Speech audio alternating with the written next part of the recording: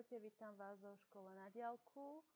Pokračujeme v téme nepozvaní hostia. V dnešnej tretej prednáške som si pre vás pripravila invázne druhy drevín na Slovensku.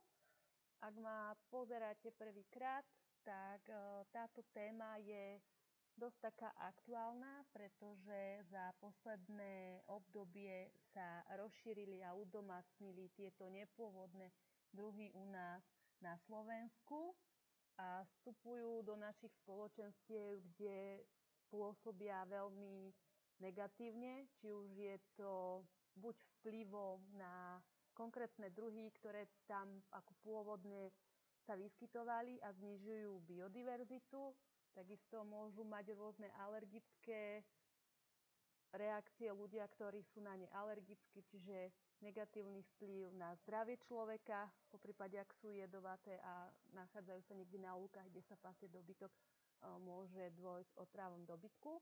Takže vlastne chcem vám postupne približiť jednotlivé tieto druhy. V prvej časti sme sa venovali invázným druhom všeobecne. V druhej prezentácii ste mohli vidieť invázne rastliny Slovenska a dnes som si pripravila pre vás konkrétne druhy drevín. Čo sú to tie invázne dreviny? Čiže ako som spomenula, sú to nepôvodné druhy, ktoré sa agresívne šíria, čím ohrozujú pôvodné dreviny u nás na Slovensku. Dostali sa k nám na územie Slovenska následkom zámerného rozširovania, či už pre hospodárske, okrasné alebo prípadne experimentálne dôvody. Vo voľnej prírode sa však správajú invázne a tým redukujú pôvodnú biodiverzitu. Takže medzi tie najčastejšie, alebo teda najznámejšie, ktoré sa vyskytujú u nás v prírode, patria invázne dreviny a liany, ako je agát biely, pajasen žliaskatý, javorovec jaseňolistý, sumach pálkový, beztvárec skrovitý, pávinič päťlistý a kustovnica cudzia. V priebehu prednášky si vlastne postupne predstavíme jednotlivé druhy, ich domovskú alebo pôvodnú domovinu a prečo prišli alebo sa dostali ku nám na územie Slovenska a aký majú význam, či sú to klady alebo zápory. Takže agát biely, určite ho poznáte. Keď kvitne, tak má nádhernú prenikavú vôňu. Jeho pôvod je zo Severnej Ameriky a bola dovezená ako medonosná a drevospracujúca a okrasná drevina. U nás ju môžete vidieť bežne, najmä v južných častiach Slovenska a takisto sa vysádza aj v lesných porastoch. Nemá problém rásť na suchých miestach a takisto aj v extrémnych podmienkach a aj na degradovaných pôdach. Vyhovujú mu suchšie humózne pôdy. Po poškodení rastliny rýchlo zamladzuje a vytvára husté porasty.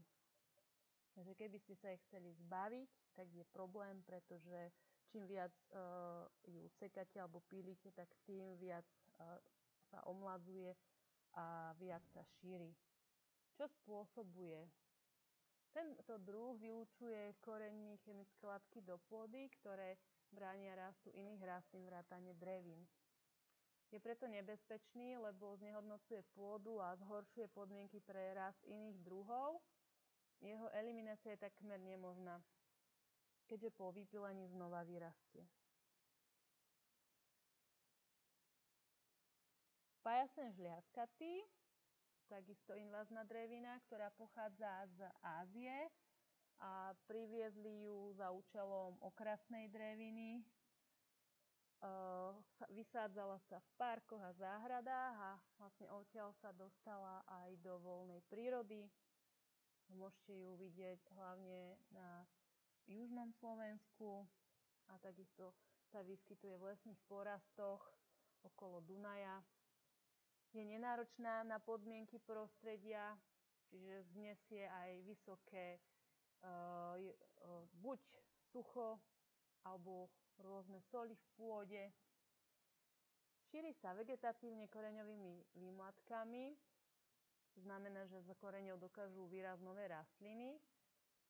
Po obyčajnom zrezaní stromu sa vytvorí okolo pňa hustý porast výmladkov, z ktorých rýchlo narastajú nové stromy.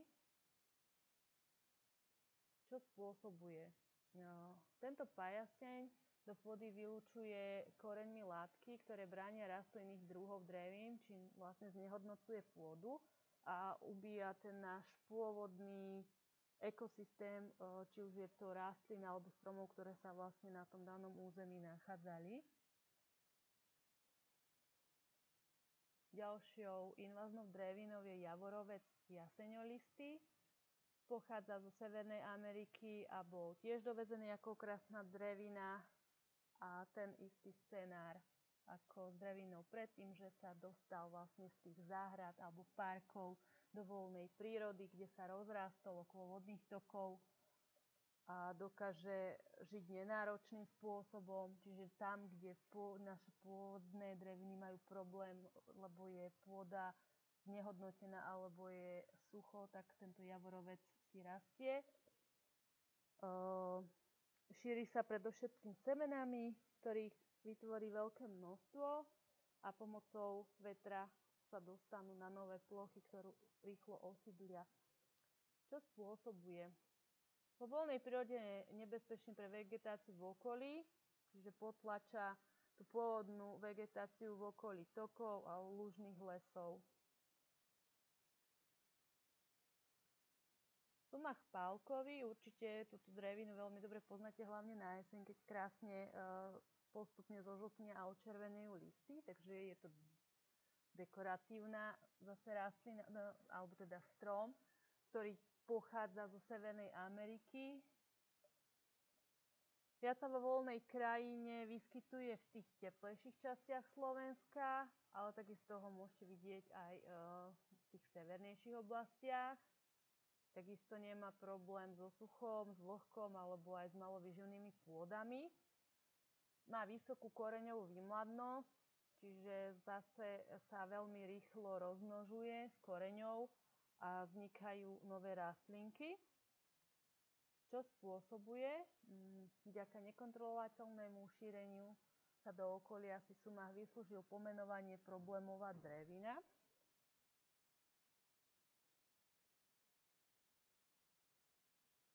Pávinič päťlistý. Je to úplnková mrazozdorná liana s opadavými okrasnými listami. Pochádza z východnej časti Severnej Ameriky. Takisto sa využíva ako okrasná rastlina. Môžete ju vidieť aj tuto v okolí, na rôznych múroch, plotoch, kde vlastne vytvára také zelené steny. Treba dávať na ňu pozor, hlavne v období, keď má plody, pretože sú jedovaté, aby napríklad vaše malé deti nezjedli a neprišli k nejakej otrave.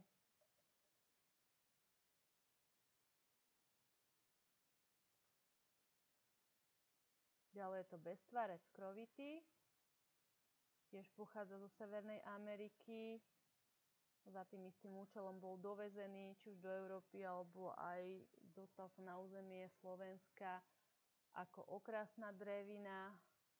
A tak sa vlastne zo záhrad a parkov dostal aj do voľnej prírody. Vyskytuje sa v okolí vodných tokov, kde tvorí rozsiahle porasty, tiež v okolí polí a na rumoviskách. Šíri sa semenami, ale aj vegetatívne. Má vysokú schopnosť zakoreňovania pomocou konárov, ktoré sa dotýkajú povrchu pôdy. Problémy spôsobuje hlavne pozdĺž vodných tokov a v lužných lesoch južného Slovenska, kde ohrozuje pôvodné rastliny.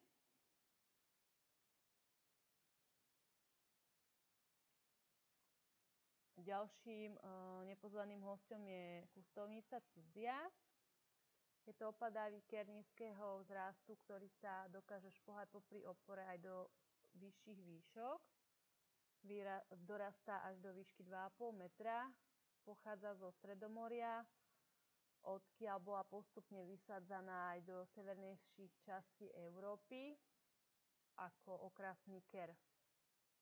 alebo tiež kvôli plodom. Tieto plody sa podobajú účinkom plodov kustovnice čínskej, určite to poznáte, semena goji.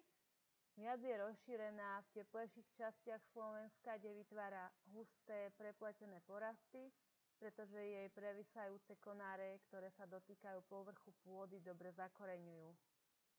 Nie je náročná na pôdu a vlhkosť, vyskytuje sa viac v okolí ciest, na opustených nevyužívaných pozemkoch alebo v okolí polí. Môžete ju na záhore vidieť aj v riedkých borovicových porastoch. Takže, aký má význam? Ker kustovnice sa veľmi rýchlo rozrastá, často môže zdivieť a vytvoriť bujné porasty krovín. Takže vlastne počas niekoľkých rokov môže vzniknúť nepriepustná húština, ktorá vytlačí akúkoľvek inú vegetáciu a je veľmi problém vyhubiť tieto porasty. Na obrázku môžete vidieť, ako to vyzerá, ako dokáže zbujnieť. Ale zase má aj svoje plusy, čo sa týka využitia na spevnenie eróznych brehov, potokov a riek. A samozrejme v záhradkách sa využíva tiež ako okrasná rastlina. A takisto pri tých druhoch, ktoré sú jedle, tak plody sú veľmi z toho nutričného hľadiska najhodnotnejší druh ovocia. Takže môžete vidieť tieto bobulky, si to určite kupujete v sušenej forme.